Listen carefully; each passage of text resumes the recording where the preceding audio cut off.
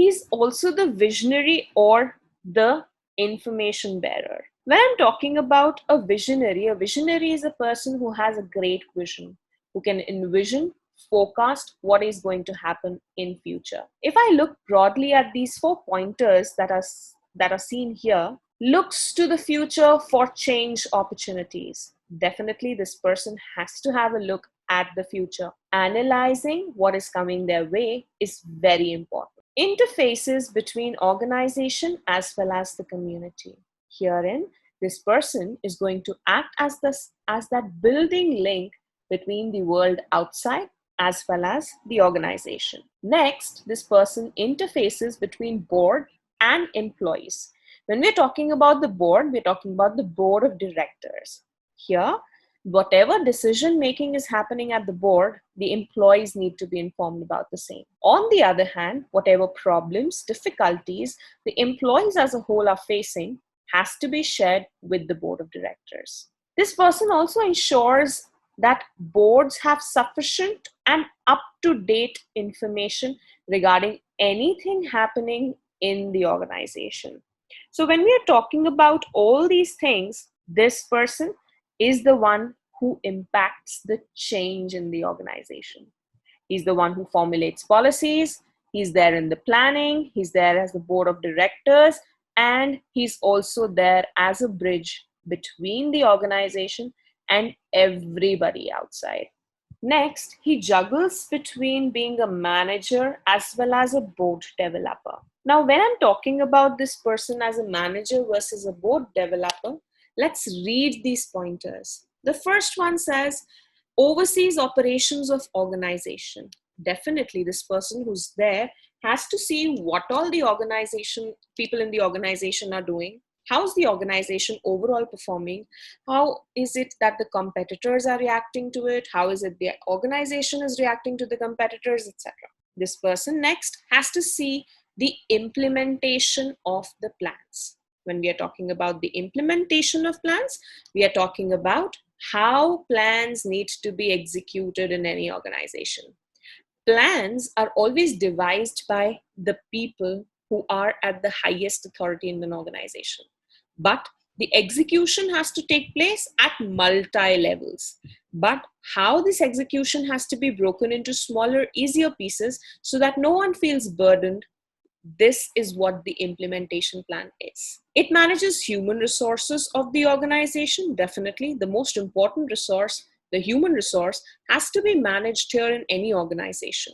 And the reason behind the same is that anywhere, if there is a lack of human resource or proper human resources not available or human resources available in abundance, the organization will suffer as a whole. This person manages the financial as well as the physical resources. Finances are important and are the lifeblood for any organization, whereas the physical resources are directly dependent on the financial resources. If there is financial instability, everything goes in vain.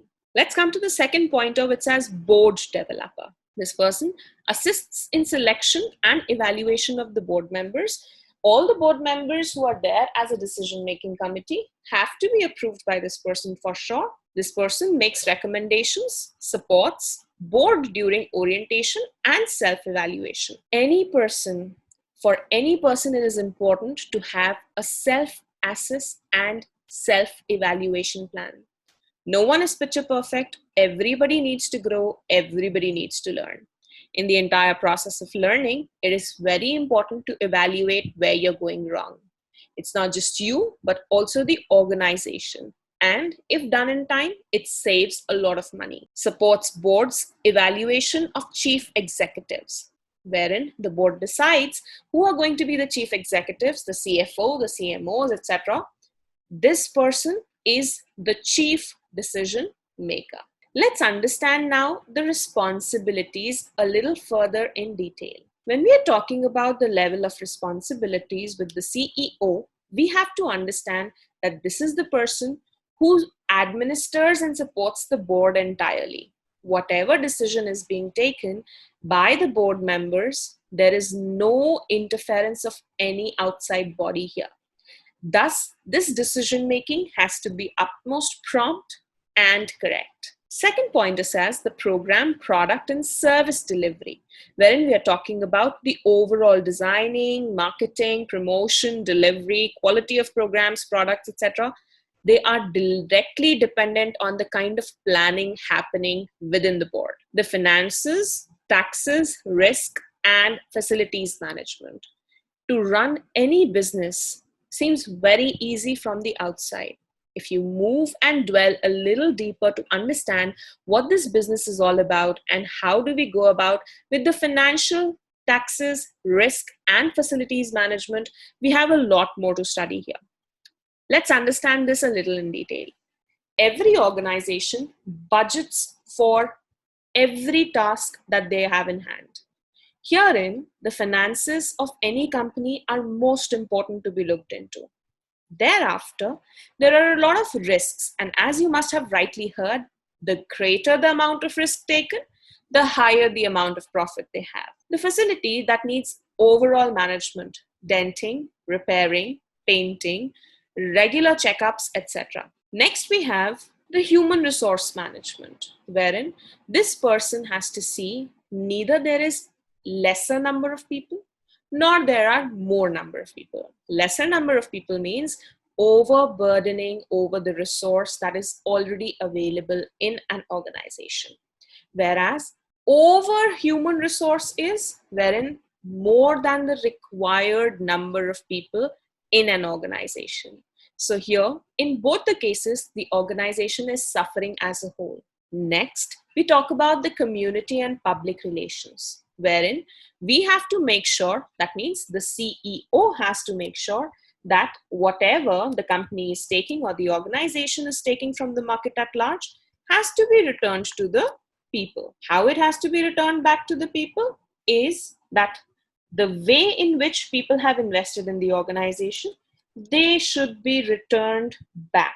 While I'm talking about all these things, we have great CEOs who have done great tasks, and I'm sure you all must have learned or heard about them somewhere or the else. So when we are talking about the basic corporate structure, we are talking about how the stakeholders, board of directors, chairpersons, CEOs, etc. are linked together. Now here, the public relation is how this chairperson or the CEO is giving back to the public. Whatever resources, like the human resource, financial resources, other resources, material resources that have been taken from the organization as a whole have to be returned back to the society. The last one says fundraising or the non-profit specifics, wherein we are seeing the overseas fundraising planning as well as its implementation, which includes identifying resources, requirements, researching funding resources, establishing strategies, etc. So now all these are fundraising events wherein the company records all the funds that they have taken through non-profit, specifically non-profit fundings. Now, all these things have to go back to the society because again, they have been taken from the society. This is a small video that you must watch from a CEO, which calls a step-by-step approach. How can you ideally become a CFO? A CEO is a basic person who needs certain certifications, certain courses, and needs to have some academic background. So all these things have to be read carefully from this particular video. Watch it, enjoy it. Here we have another video wherein this person is going to tell how one can become a great CEO. When we are talking about great CEOs, can you give me examples of great CEOs? Great. Okay. We have Steve Jobs, we have Jeff Bezos, Sam Walton, Warren Buffett, Bill Gates, etc. So why do we remember these as great leaders?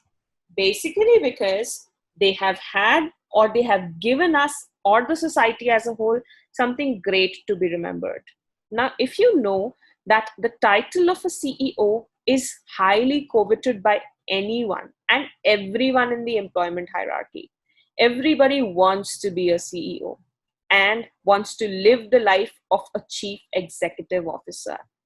This person is ideally the highest rank in a company, and they are taking most important decisions, and they are bridging the gap between all the available pieces. So the title of a CEO can be substituted with the company president or even the MD, which we call as the managing director.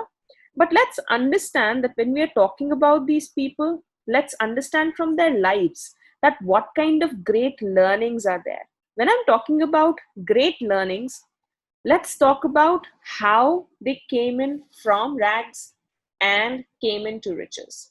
Watch this video and enjoy it. Here's a small case study, and you need to go through the case study to earn your credit points.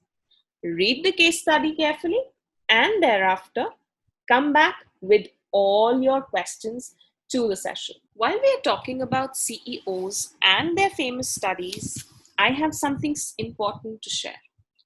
You must have all heard about Jeff Bezos. Yes, we are talking about Amazon here. He was nominated as the world's most powerful CEO. Do you know why? The reason here is because of the entire journey that he's had. When we're talking about the year 2018 and 19, this is where the tech mogul also took number 5 spot on the Forbes ranking. He became the world's most powerful people and ahead of Pope Francis and Microsoft co-founder Bill Gates. It had been a great year and he had become the richest man in the world. But what ideally helped Amazon to gain the second most valuable company's position in the world, and that is right behind Apple.